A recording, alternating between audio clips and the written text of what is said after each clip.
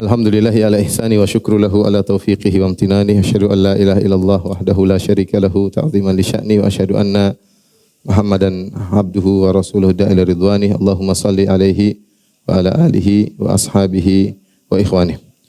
Hadirin dan hadirat jamaah Masjid Al-Imam Syafi'i yang dirahmati oleh Allah Subhanahu wa taala, pada kesempatan yang bahagia ini kita akan membahas tentang keutamaan beristighfar kepada Allah Subhanahu wa taala, dan di antara perkataan indah dari Syekhul Islam Ibnu Taimiyah rahimahullahu taala dalam kitabnya Jami'ul Masail jilid 6 halaman 277, beliau berkata, "Bal istighfarul insani ahammu min jami'il ad'iyah." Bal istighfarul insani ahammu min jami'il ad'iyah. Yang maknanya bahwasanya istighfar seorang hamba, dia mohon ampun kepada Allah, adalah yang lebih penting dari seluruh doa-doa. Lebih penting dari seluruh doa-doa. Ini isyarat dari Syekhul Islam Ibnu Taimiyah bahwasanya istighfar itu bukan hanya sekedar zikir. Dia zikir sekaligus dia doa. Beda dengan la ilaha illallah, subhanallah, walhamdulillah, wala haula wala quwata illa billah, Allahu akbar, subhanallah bihamdihi, bismillahil azim. Ini semua zikir tanpa disertai dengan tolab, tanpa disertai dengan doa. Berbeda dengan astaghfirullah. Kalau astaghfirullah wazannya istaf'ala, dan istaf'ala yufidu at-talab, yaitu memohon kepada Allah. Sehingga ketika seorang berkata astaghfirullah, dia berzikir sekaligus dia meminta ampunan kepada Allah Subhanahu wa taala. Kenapa istighfar adalah doa yang terbaik ya? Syekhul Islam Taimiyah rahimahullah menyebutkan banyak dalil ya. Namun di antara yang ingin saya sampaikan pada kesempatan kali ini bahwasanya karena semua problem yang kita hadapi di dunia, di alam barzakh maupun di akhirat, semuanya karena dosa yang kita lakukan. Semua masalah-masalah dalam diri kita, tidak ada ketenangan, kekhawatiran yang berlebihan, kegelisahan, itu karena dosa-dosa ya. Masalah di rumah tangga, ribut dengan istri, ribut dengan anak, ribut dengan suami, dengan tetangga ya. Masalah dalam dakwah.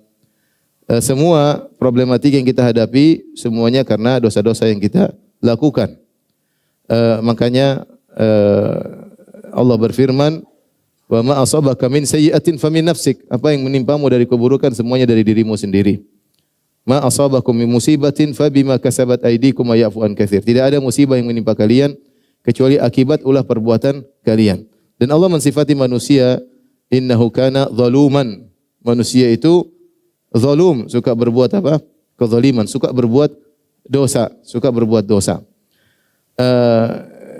Dari sinilah kita tahu bahwasanya masalah yang kita hadapi di dunia, terlebih lagi nanti di alam barzakh, apalagi di akhirat, semuanya sebab-sebab dosa. Makanya doa yang paling bermanfaat dibandingkan seluruh doa adalah doa agar dosa-dosa diampuni. Ikhwan dan akhwat yang dirahmati Allah Subhanahu wa taala, Syekhul Islam Taimiyah menyebutkan beberapa dalil-dalil yang saya akan sebutkan ya dari kitab tersebut Jami'ul Masail tentang agungnya istighfar ya, dan dia adalah doa yang paling penting daripada doa-doa yang lainnya. Di antaranya Allah Subhanahu wa taala menggandengkan istighfar dengan tauhid ya. Misalnya Allah berfirman, "Fa'lam annahu la ilaha illallah wastaghfir li dzambik walil mu'minin." Kata Allah Subhanahu wa taala, ketahuilah bahwasanya tidak ada yang berhak disembah kecuali Allah semata, dan istighfarlah untuk dosa-dosamu agar kau diampuni, dan juga istighfarlah buat orang-orang yang beriman. Ketika Allah menggandengkan tauhid dengan istighfar, menunjukkan bahwasanya istighfar adalah doa yang sangat agung digandengkan dengan tauhid. Kemudian di antara dalil yang disebut Syekhul Islam Ibnu Taimiyah bahwasanya istighfar adalah doa yang menghiasi seluruh kegiatan salat. Baik dimulai dari doa istiftah sampai selesai salat. Doa istiftah kita mohon ampun kepada Allah. Di antara dalam hadis Ali radhiyallahu taala anhu, "Allahumma antal maliku la ilaha illa anta, anta rabbi wa ana abduk, zalamtu nafsi wa ataraftu bi dzambi, faghfir li dzunubi jami'an, innahu la yaghfiru dzunuba illa ant." Itu di antara doa istiftah. Yang artinya, Allah, engkau adalah Tuhanku, aku adalah hambamu, dan aku telah menzalimi diriku dan aku mengakui dosa-dosaku. maka ampunilah seluruh dosa-dosaku. Itu diucapkan di antara doa istiftah. Di antara doa istiftah adalah Allahumma ba'id baini wa baini khotoyaya kama ba'ata bainal masyriq wal maghrib, dan seterusnya. Allahumma naqqini min khotoyaya. Di antara makna dari doa tersebut, ya Allah bersihkanlah apa? Dosa-dosaku. Berarti minta ampun. Kita istiftah sudah minta ampun. Kemudian kita salat. Ketika salat kemudian kita ruku. Di antara doa ruku adalah subhanakallahumma rabbana wa bihamdika Allahumma ighfirli. Dan ini doa yang dibaca oleh Nabi SAW di akhir hayatnya. Ruku dan sujud beliau membaca doa tersebut. Subhanakallahumma rabbana wa bihamdika Allahumma ighfirli. Ya Allah ampunilah aku. Kemudian bangkit i'tidal, ada hadis disebutkan oleh Syekh Islam Taimiyah kalau tidak salah lemah, ya. Minta ampun setelah i'tidal. Kita lanjutkan saja. Kemudian ketika duduk di antara dua sujud. Sujud tadi kita juga istighfar. Subhanakallahumma rabbana wa bihamdika Allahumma ighfirli. Duduk di antara dua sujud, Rabbighfirli warhamni wajburni. Rabbighfirli, Rabbighfirli, Rabbighfirli. Kita juga istighfar. Kemudian doa setelah tasyahud, ya. Rabbighfirli ma qaddamtu wa ma akhartu wa ma asrartu wa ma a'lantu wa ma asraftu wa ma anta a'lamu bihi minni antal muqaddim wa antal muakhir la ilaha illa anta. Kita juga minta ampun kepada Allah Subhanahu wa taala setelah tasyahud, sebelum salam. Kemudian setelah salam kita astaghfirullah, astaghfirullah, astaghfirullah. Salat yang merupakan ibadah agung yang kita diwajibkan paling tidak 5 kali sehari, isinya adalah mohon ampunan kepada Allah Subhanahu wa taala. Oleh karenanya di antara yang menunjukkan akan agungnya istighfar, itulah ya yang menjadikan Nabi sallallahu alaihi wasallam adalah manusia terbaik di antara seluruh nabi. Karena di antara sifat spesial Nabi sallallahu alaihi wasallam, qad ghufira lahu ma taqaddama min dhanbihi wa ma ta'akhkhar. Kata Allah Subhanahu wa taala, inna fatahna laka fathan mubina liyaghfira lakallahu ma taqaddama min dhanbika wa ma ta'akhkhar. Agar Allah mengampuni dosa-dosamu wahai Muhammad yang telah lalu maupun yang akan datang. Karenanya ketika di padang mahsyar orang-orang minta syafaat, seluruh nabi yang dimintai syafaat minta uzur, dan mereka adalah ulul azmi minar rusul. Nabi-nabi yang terbaik, Nabi Adam alaihissalam, kemudian Nabi Nuh, kemudian Nabi Ibrahim, kemudian Nabi Musa, Nabi Isa, terakhir Nabi Muhammad SAW. Kenapa mereka tidak berani memberi syafaat? Karena mereka merasa berdosa. Ya, mereka merasa berdosa. Saya telah berdosa, kata Nabi Adam, saya telah berdosa. Nafsi saya juga butuh kepada syafaat. Kenapa? Karena menyadari dosa yang pernah dilakukan, meskipun tentu sudah diampuni oleh Allah Subhanahu wa taala. Namun perasaan berdosa tersebut menghalangi mereka untuk memberi syafaat. Sampai akhirnya ketika orang-orang datang kepada Nabi Isa, maka Nabi Isa berkata, pergilah kepada kepada Nabi Muhammad SAW, abdun qad ghufira lahu ma taqaddama min dhanbihi wa ma ta'akhkhar. Seorang hamba yang telah diampuni dosa-dosa yang telah lalu dan akan datang. Maka ketika itu Nabi SAW memberi syafaat kepada manusia, seluruh manusia, agar Allah segera datang untuk memulai persidangan. Kenapa? Karena Nabi SAW manusia terbaik, telah diampuni dosa-dosa yang telah lalu maupun yang akan datang. Jadi istighfar ini menjadikan seorang semakin tinggi, semakin mulia di sisi Allah Subhanahu wa taala. Kemudian karenanya doa-doa yang paling diharapkan oleh para anbiya, orang-orang saleh adalah agar diampuni oleh Allah Subhanahu wa taala. Aisyah radhiyallahu taala anha pernah berkata kepada Nabi sallallahu alaihi wasallam, "Ya Rasulullah, in alimtu anna al-laila lailatul qadar, madza aqula fiha?" Wahai Rasulullah, kalau aku tahu suatu malam Lailatul Qadar, apa doa yang aku ucapkan? Aisyah radhiyallahu anha tentu menghafal banyak doa, dan dia sering mendengar Rasulullah SAW baca doa, dan dia pun bisa ngarang doa sendiri karena dia jago bahasa Arab. Tetapi dia tanya, ini malam spesial ya Rasulullah, kira-kira doa apa yang aku pilih untuk aku bisa ucapkan di malam Lailatul Qadar yang lebih baik daripada 1000 bulan? Kata Nabi SAW, Quli Allahumma innaka afun tuhibbul afwa fa'fu anni. Katakanlah, ya Allah, sungguhnya Engkau Maha Pengampun dan Engkau mencintai ampunan, maka ampunilah aku. Di sini Nabi SAW mengajarkan kepada Aisyah untuk minta apa? Minta ampunan. Demikian juga apa yang diucapkan oleh Nabi Ibrahim alaihissalam, walladzi atma'u ayyaghfira li khati'ati yaumaddin. Ketika dia menceritakan tentang nikmat yang Allah berikan kepada dia, dia mengatakan, dialah Allah yang aku berharap, aku tamak pada hari kiamat kelak agar Allah mengampuni dosa-dosaku pada hari kiamat. Karena dia tahu itulah yang paling bermanfaat bagi seorang hamba tatkala hari kiamat, tatkala dosa-dosanya diampuni. Rabbi ghfirli wa liwalidayya wa liman dakhala baitiya mu'minan walil mu'minina wal mu'minat wa la tazidiz zalimina illa tabaran. Doanya siapa Nabi? Nabi Nuh. Rabbi ghfirli wa liwalidayya wa liman dakhala baitiya mu'minan. Ya. Kemudian juga doanya Nabi Ibrahim juga, Rabbi ghfirli wa liwalidayya wal mu'minina yauma yaqumul hisab. Intinya doa yang paling bermanfaatlah doa diampuni oleh Allah Subhanahu wa taala, terutama ketika hari kiamat, hari yang dimana semua permasalahan yang dihadapi oleh seorang hamba adalah akibat dosa-dosanya. Dan kita perhatikan juga, karenanya ibadah-ibadah yang agung, ganjaran doanya yang tertinggi adalah ampunan. Contoh ibadah puasa. Nabi SAW mengatakan, man shoma ramadhana imanan wa ihtisaban ghufira lahu ma taqaddama min dzambi. Siapa yang puasa penuh keimanan, penuh pengharapan, diampuni dosa yang telah lalu. Wa man qama ramadhana imanan wa ihtisaban ghufira lahu ma taqaddama min dzambi. Barang siapa yang salat malam atau salat tarawih di bulan Ramadan akan diampuni dosa yang telah lalu. Wa man qama lailatul qadri imanan wa ihtisaban ghufira lahu ma taqaddama min dzambi. Barang siapa yang menghidupkan Lailatul Qadar dengan penuh keimanan dan penuh pengharapan akan diampuni dosa-dosa yang telah lalu. Lihat, perhatikan ganjarannya apa? Diampuni dosa-dosa yang telah lalu. Karena dosa yang bikin masalah. Antum ada masalah hari ini? Ada enggak? Belum ya, masih baru subuh ya. Ada masalah pasti karena dosa. Pasti karena dosa. Masalah apapun. Kegelisahan hati berdosa. Makanya Nabi SAW mengatakan innahu la yughan ala qalbi wa inni la astaghfirullah. Aku merasa ada sesuatu di hatiku, aku istighfar. Jadi ganjaran yang terbaik bagi amalan-amalan yang hebat adalah ampunan. Ya.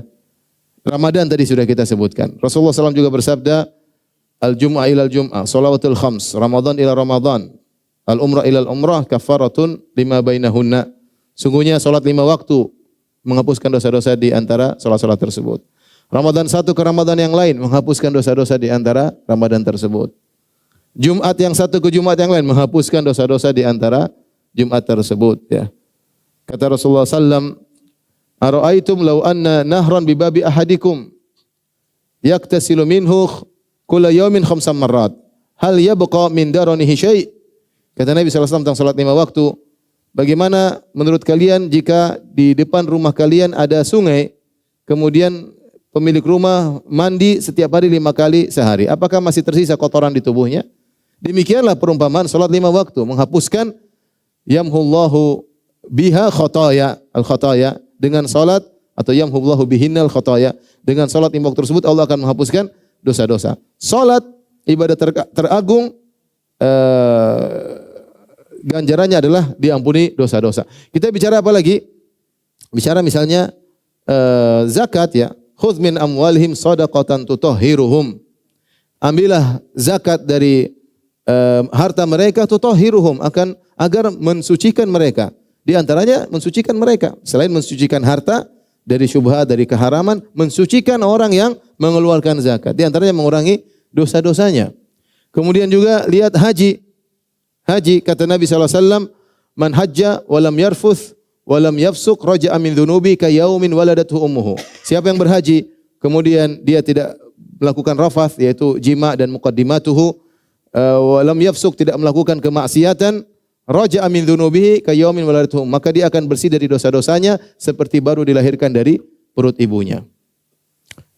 Tidak ada ganjaran yang terbaik seperti diampuni apa? Dosa-dosa ya. Oleh karenanya ya, Allah menyuruh Nabi untuk mohon ampunan bagi kaum mukminin. Fa'lam annahu la ilaha illallah wastaghfir li dzambika walil mu'minin. Mohonlah ampunan untuk dirimu dan untuk orang beriman, karena yang paling bermanfaat bagi orang beriman adalah untuk diampuni. Lihatlah ketika Nabi SAW berwasiat kepada Umar bin Khattab, ada seorang Nabi cerita namanya Uwais Al-Qarani, min Qaran, namanya Uwais. Kata Nabi, kalau kau bertemu dengan dia wahai Umar, kalau kau mampu untuk dia mohon ampunan buat engkau, lakukanlah. Akhirnya Umar bin Khattab mencari Uwais. Apa yang dia minta? Doa apa? Doa biar kaya? Doa biar enggak, doa agar diampuni oleh Allah Subhanahu wa taala. Karena itu anfaul adiyah. Doa yang paling bermanfaat agar diampuni dosa-dosa. Oleh karenanya itu juga disadari oleh malaikat. Malaikat juga mohon ampunan bagi orang yang beriman. Walladzina yahmiluna al-arsya alladzina yahmiluna al-arsya wa man hawlahu yusabbihuna bihamdi rabbihim wa yu'minuna bihi wa yastaghfiruna lilladzina amanu rabbana wasi'ta kulla syai'in rahmatan wa ilma faghfir lilladzina tabu. Malaikat yang mengangkat arsy Allah dan juga yang ada di sekitarnya, mereka beriman kepada Allah, bertasbih kepada Allah, wa yastaghfiruna lilladzina amanu, dan mereka beristighfar bagi orang-orang yang beriman, dan mereka berdoa, ya, Rabbana wasi'ta kulla syai'in rahmatan wa ilma faghfir lilladzina tabu. Ya Allah, ampunilah orang-orang yang bertobat. Bahkan itu disadari juga oleh hewan-hewan yang mendoakan orang beriman. Apa kata Nabi sallallahu alaihi wasallam? Wa innal alim la yastaghfiru lahu man fis samawati man fil ardi hatta al-hitan fil bahr. Bahkan orang alim itu akan dimohon ampunan baginya siapa semua yang di langit dan di bumi, bahkan ikan-ikan di lautan mohon ampunan bagi orang alim. Mohon apa? Istighfar agar diampuni. Ini menunjukkan bahwasanya istighfar adalah doa yang terbaik, doa yang terbaik.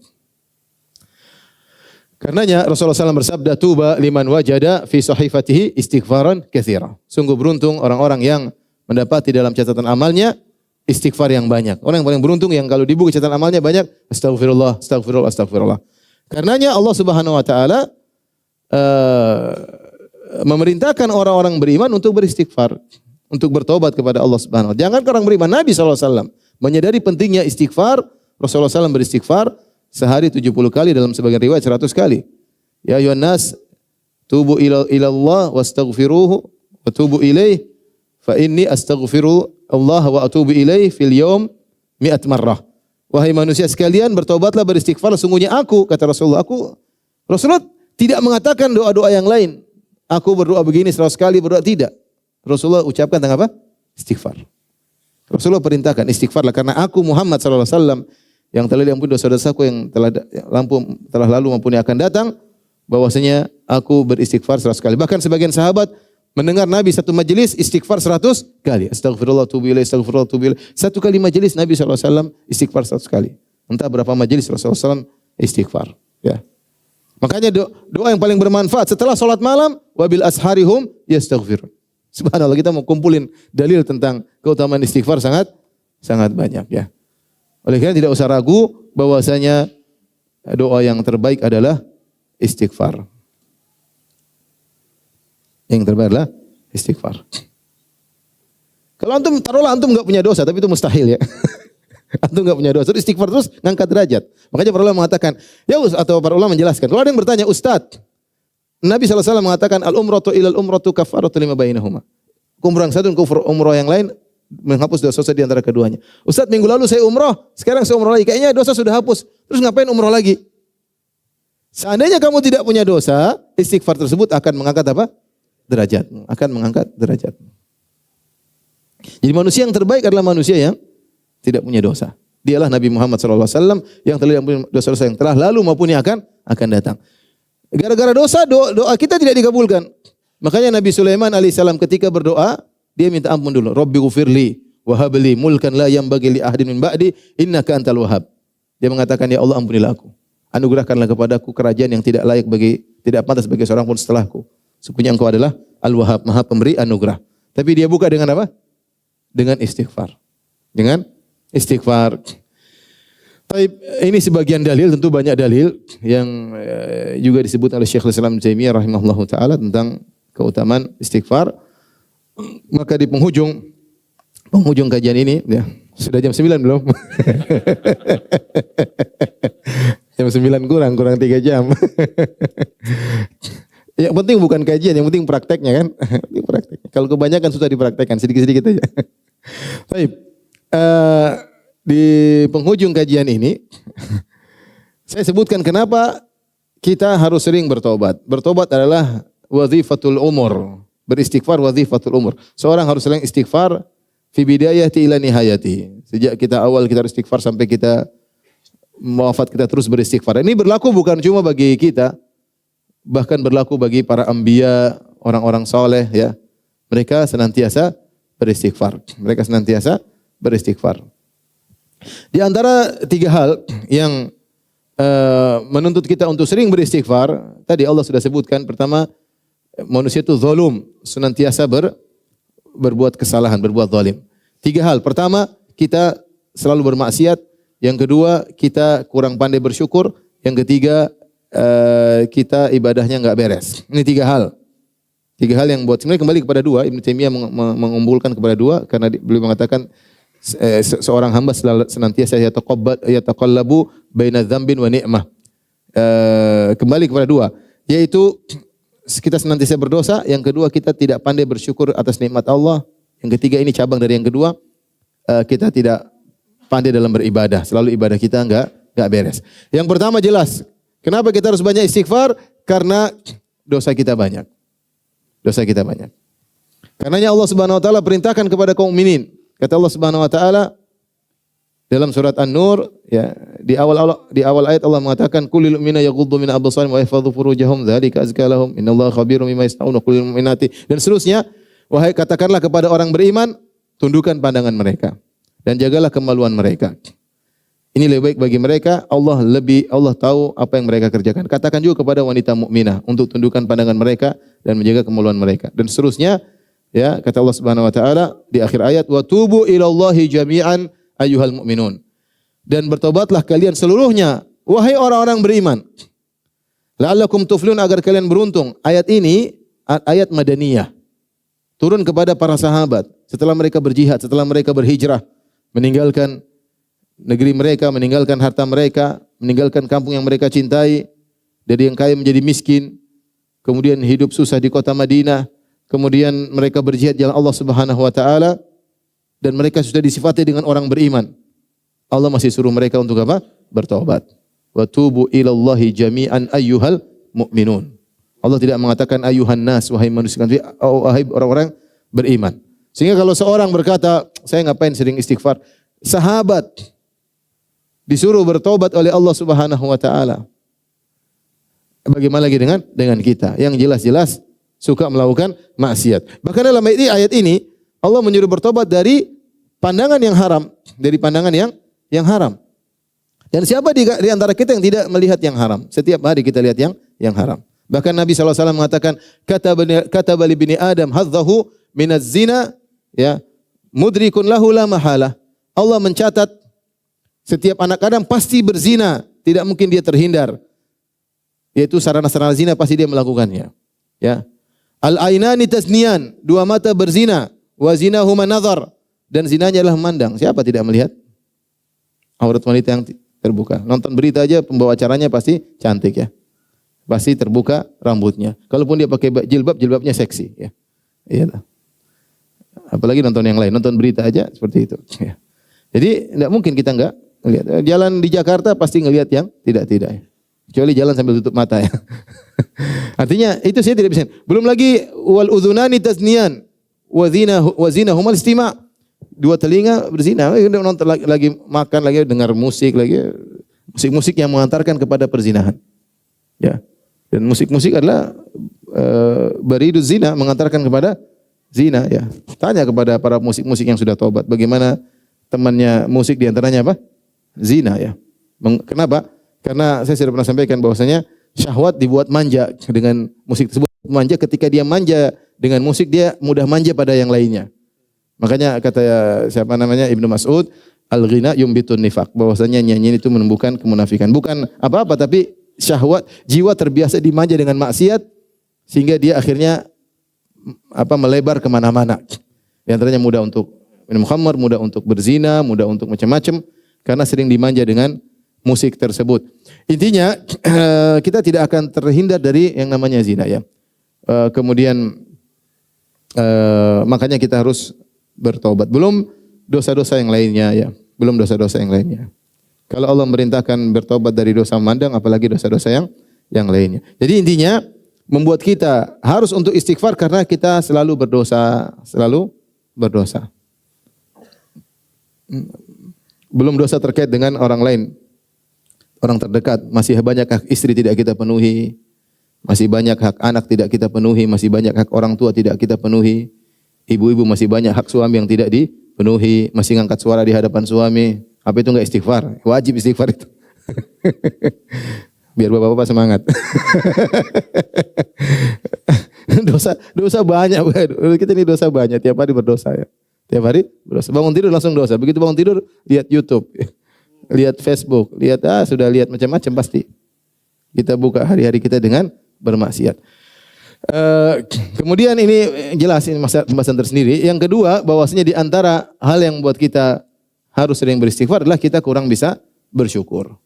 Karena nikmat yang Allah berikan kepada kita sangat banyak dan setiap nikmat tersebut wajib untuk disyukuri dan kita tidak bisa menjalankan ibadah tersebut. Ibadah mensyukuri nikmat Allah Subhanahu wa taala. Makanya sering disampaikan bahwasanya ketika seorang buang hajat, dia keluar dia mengatakan Rabbi ghufranaka. Dia mengatakan apa? Ghufranaka. Artinya Allah, aku mohon ampunanmu. Kenapa? Karena aku tidak mau bersyukuri nikmat-nikmatmu. Di antara sekian banyak nikmat yang Allah berikan kepada kita adalah kita bisa buang hajat dengan baik. Bayangkan kalau kotoran tersebut tertahan dalam perut kita enggak bisa dikeluarkan, maka kita akan merasakan sakit luar biasa. Di antaranya Nabi SAW menjelaskan bahwasanya setiap sendi ya kullu sulama minan nasi alaihi sadaqah. Setiap sendi yang ada pada diri kita wajib untuk disedekahkan. Ada kewajiban mensyukurinya. Dan kita punya 360 sendi. Tiap kita bangun pagi, sendi kita lancar, ini wajib disedekahi. Bayangkan kalau ada konslet atau macet. Contoh kena asam urat, macet atau tidak? Macet. Contohnya kesleo, macet enggak enak. Contohnya paling parah adalah apa? Saraf kejepit. Waduh, setengah mati. Berarti ada sendi yang enggak beres. Nah, kita tiap hari bangun apa? Enak, santai. Ini ada kewajibannya ya. Kewajiban yang harus kita syukuri tiap hari. Tiap hari. Artinya banyak sekali nikmat yang Allah berikan kepada kita ya. Dan kita tidak pandai untuk mensyukuri. Makanya Nabi SAW beribadah sampai kakinya bengkak, sampai pecah-pecah kakinya. Kata Nabi SAW, afala akunu abdan syakura. Kenapa aku tidak menjadi hamba yang pandai bersyukur? Allah berkata kepada Nabi Sulaiman, i'malu ala Dawud syukran wa qalilun min ibadiyas syakur. Beramal solehlah engkau wahai keluarga Daud, Sulaiman alaihissalam, dan sedikit dari hamba-Ku yang pandai bersyukur. Ya. Jadi di antara bentuk syukur yang paling jelas adalah beramal soleh. Beramal soleh. Nah, kita ini kurang bersyukur. Allah mengatakan wa atakum min kulli ma sa'altumu wa in ta'uddu ni'matallahi la tuhsuha innal insana ladzalumun kaffar. Dan Allah memberikan kepada kalian seluruh nikmat yang kalian minta. Kalau kalian menghitung-hitung nikmat yang Allah berikan kepada kalian, la tuhsuha, kalian tidak bisa menghitung-hitungnya. Innal insana ladzalum. Makanya manusia itu zalum, berbuat zalim. Kafar, suka mengingkari, tidak pandai bersyukur. Sudah dikasih nikmat banyak, dia suka berbuat dosa dan dia ingkar dengan nikmat yang Allah berikan kepadanya. Ya. Dalam qiraah wa atakum min kullin ma sa'altumu. Dan Allah berikan kepada kalian kenikmatan yang kalian tidak minta. Kenikmatan jangan cuma yang kita minta saja, banyak kenikmatan yang tidak kita minta. Allah berikan. Waktu kita masih kecil, kita enggak bisa apa-apa, Allah kasih nikmat. Allah berikan asupan gizi, kita masih dalam janin, kita baru lahir, Allah kasih orang tua kita sayang sama kita, makanya dikasih susu, dikasih minuman. Ya. Kalau Allah cabut rasa sayang dari orang tua kita enggak diurus ya. Taruh di rumah, orang tua jalan-jalan, pacaran, anak dibiarin aja. Tapi siapa yang kasih sayang kepada orang tua sehingga dia sayang sama kita, dia kerja setengah mati. Kita enggak bisa minta apa-apa. Jadi banyak kenikmatan yang kita tidak minta, Allah apa? Kasih. Dan saya sering sampaikan hal ini. Makanya ketika Nabi Musa alaihissalam berdoa minta kepada Allah, Rabbi syrah li sadri wa yassir li amri, dan seterusnya, kata Allah, qala qad utita su'laka ya Musa wa laqad mananna 'alaika marratan ukhra. Sungguh permintaanmu kami kabulkan ya Musa, langsung kami kabulkan, dan sungguh kami telah berikan kau nikmat terdahulu sebelum ini ketika kau masih kecil. Idz auhayna ila ummika ma yuha anikdhifihi fit tabuti fakdhifihi fil yammi falyuqihil yammu bisal, dan seterusnya. Ketika kau masih kecil, kau ingin dibunuh oleh Firaun dan bala tentaranya, kami ilhamkan kepada ibumu agar kau dimasukkan dalam suatu keranjang, dilepaskan di sungai Nil, dan seterusnya. Nabi Musa bisa berdoa enggak ketika masih kecil? Tapi Allah tahu kebutuhannya agar dia selamat. Allah telah berikan kepada nikmat kepada Nabi Musa sebelum dia pandai untuk meminta. Jadi maksud saya, ini sebagai isyarat saja bahwasanya banyak nikmat yang Allah berikan kepada kita yang tidak kita minta. Bahkan lebih banyak daripada yang kita minta. Kita minta tidak banyak, yang Allah kasih tanpa kita minta lebih banyak. Dan itu semua wajib untuk disyukuri. Wajib untuk disyukuri. Dari sini kita sadar bahwasanya kita tidak mampu untuk bersyukur. Tetapi seorang senantiasa istighfar, mohon ampunan, meskipun dia pandai, dia sadar dia tidak pandai untuk bersyukur sebagaimana mestinya, dan Allah Maha Pengampun. Makanya dalam surat yang lain, surat An-Nahl, kata Allah Subhanahu wa taala, "Wa ataakum min kulli ma sa'altumuh wa in ta'uddu ni'matallahi la tuhsuha innallaha laghafurur rahim." Dalam ayat yang lain kata Allah, dan Allah memberikan kepada kalian apa yang kalian minta. Kalau kalian hitung nikmat Allah, kalian tidak bisa menghitungnya, tapi Allah Maha Pengampun dan Maha Penyayang. Artinya yang penting antum berusaha beramal soleh, meskipun amal soleh antum tidak bisa menjadikan syukur ke atas nikmat Allah, tapi Allah Maha Pengampun. Yang penting kita berusaha. Yang ketiga yang membuat kita hendaknya istighfar, karena ibadah yang kita lakukan enggak beres. Makanya Nabi SAW mensyariatkan setiap ibadah yang besar untuk beristighfar. Contoh salat. Ketika habis salat apa yang kita baca? Astagfirullah. Kenapa? Karena salat kita tidak sesuai dengan yang seharusnya. Tidak sesuai dengan keagungan Allah Subhanahu wa taala. Nabi saja beristighfar, apalagi kita. Nabi mengatakan, "La uhsi sana'an 'alaik, anta kama asnaita 'ala nafsik." Aku tidak mampu memujimu Allah sebagaimana yang seharusnya. Yang bisa muji dirimu sendiri hanyalah Engkau ya Allah. Karena Allah terlalu agung. Nabi ibadahnya khusyuknya luar biasa. Yang Nabi SAW menyatakan, "Ju'ilat qurratu aini fis salat." Sungguhnya dijadikan kesejukan hatiku dalam salat. Kesenanganku pada salat. Nabi yang berkata kepada Bilal, "Ya Bilal, arhina bis salat." Wahai Bilal, istirahatkan Nabi dengan salat. Nabi SAW kalau salat nyaman. Ya. Sampai salat berjam-jam, sampai kaki beliau bengkak, ya. Itu pun masih beristighfar habis apa? Salat. Apalagi kita, sebagian kita yang menjadikan salat adalah beban kehidupan. Bukan kenyamanan, beban apa? Kehidupan. Bagaimana kita tidak istighfar? Nabi yang salat dengan begitu semangat, masih istighfar, apalagi kita. Jadi di antara hal yang menjadikan kita dituntut untuk beristighfar karena ibadah kita kurang beres. Lihatlah haji. Haji ketika di padang Arafah, Allah banggakan para jemaah haji di depan malaikat karena Allah mengampuni mereka. Kata Allah Subhanahu wa taala kepada para malaikat, "Unzuru ya malaikati ila ibadi. Ja'uni syu'than gobran ushidukum bi anni qad ghafartu lahum."